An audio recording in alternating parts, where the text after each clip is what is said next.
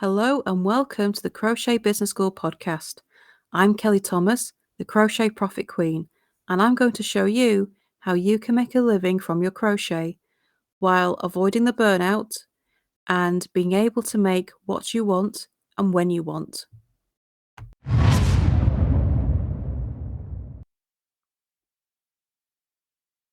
How to brand your crochet business. So last week I got asked a question in our Facebook community, and it was about the pictures that I post. So a lot of the graphics that I use on my Facebook show a background photo with a coloured filter on top and then a text inside a white box on top of that. But the background picture is always the same. The text box is the same, the font is the same, and I'll have my little Kelly Crochet Profit Queen on there as well, my little logo. And I use that because it's my branding. So I was asked about why I do this and if it's effective for me. And yes, it is. And the answer is simple. It's because it's recognizable. You know as soon as you see that graphic that it's me. You recognize that photo in the background because I use that picture everywhere. It's one of my core branded photos. I have it on my website. I have it on my social media. It's the background image for this podcast. I use it everywhere because that's my image and it's recognizable. You'll see it as a background image on YouTube. You'll see it as a background image on Pinterest, on Etsy. I use it as both here in Crochet Business School and I use it in my pattern business, Froggity Frog. It carries over so you know that it's me in both businesses. It's part of my core branding. The colours I use as a filter on top are also part of my branding. I have 4 key colours that I use, and that just helps switch it up a bit so you're not seeing the exact same thing all the time. But the font that I use to write the words on that graphic is also the same every time. And it all leads into being recognizable. Because when you think about how you use social media, it's one big scroll fest. You keep on scrolling, and you stop when something catches your eye. And you are more likely to stop and read something when you recognize it. Because, you get things showing up on your feed from pages that you liked years ago, and you've just been randomly shown it for the first time in a long time today, but you don't recognize the images. You don't recognize the name. You don't have an interest in it right now, so you keep on scrolling. But you tend to stop scrolling when you see something you instantly recognize, and that tends to be from the image that you see rather than the name on the post. We buy with our eyes sort of thing. What we see image-wise is what catches our attention first, not the little name at the top of that post. And so that's what tends to stop us from scrolling. And if you recognize it and you know it, you're more likely to stop and read it. Because we prefer to stop and read things that we are interested in, things that we know and we are comfortable with. That's what stops the scroll. So having these brand elements in place makes you more familiar. It makes it more likely that your followers will stop and read when they recognize that that graphic, that branding, that photo that they see. And so that's why I do it. It's all part of my branding and it becomes familiar. It's instantly recognizable to my followers and it can stop the scroll. I mean, that's when you're using social media, that's the sole aim. Stop the scroll. That's the number one thing you have to do. Because if you don't stop the scroll, then your post is just going to end up being scrolled on by. It's not done its job. There was no point because it didn't stop the scroll. So social media, that is absolutely essential. So you kind of need to use any tips or tricks that you can think of to make that happen. And having branded images is one of those tools. Now, that doesn't mean that every post you have should have this branding on it. No. But you certainly should do it a good deal of the time. At least once a day. If you're posting multiple times a day, at least one of those posts should be a branded post to help stop that scroll. But you should definitely switch it up with other things as well, because we can become blind to the things that the things that we recognize. We can become blind to it, thinking, "Oh, we've seen that before," and we scroll on.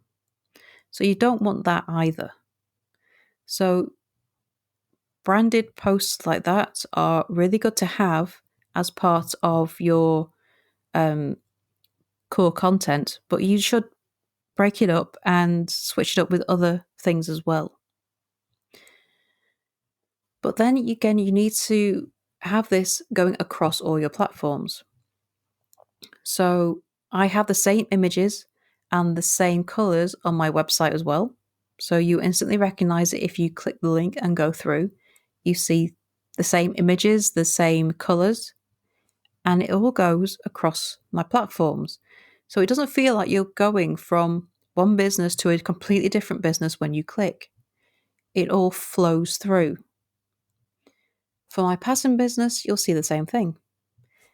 The same colors and background images on the social media goes through to the Etsy shop, goes through to my YouTube, it goes through to my website. It all flows through. And it just keeps things recognizable. You don't feel like you've suddenly clicked on the wrong link because it looks so different. You want your potential customers and your audience to feel comfortable going from one platform to another and still recognize you if they find you a different way. If they find you through a Google search, you still want that recognizability to be on the other end. And so having this branding, it keeps you familiar, it keeps your audience comfortable, and ultimately it helps you sell. So having this branding in place, it can really help grow your business and it can really help boost your sales because you have that familiarity factor. Now, is this all that branding is? No, there's a lot more to branding than just the way your socials look, just which pictures you use. It's more than a logo, it's more than the fonts, it's more than the colours. It's also about how you speak and present yourself. Because even when we write, we have a tone of speaking that comes across. And that is also part of your branding. It's about showing who you are and what you're about. And it can really come through in the way we write. So you have to keep that same tone, which is why being authentic is so important. Because if we're trying to pretend to be somebody else, we just can't keep it up. But if we are ourselves in the way we write and the way we speak, it's like in this episode, I've tripped over my words several times. Well, that's me. I do. I do trip over my words. I do have a little bit of a stutter sometimes. And that's just me. I don't edit that out because it's part of who I am. And that's me being genuine. I don't want to present a fake voice to you because what's the point? What you hear is what you get. And to me, being authentic and being genuine is very important as part of a business. So I don't edit my flaws out. And it's the same with how I write. I don't always use the perfect word combination. I don't always, flow. It doesn't always flow from me properly. Like now, it can take me a minute to think what I'm saying. But that's me and that's part of my branding.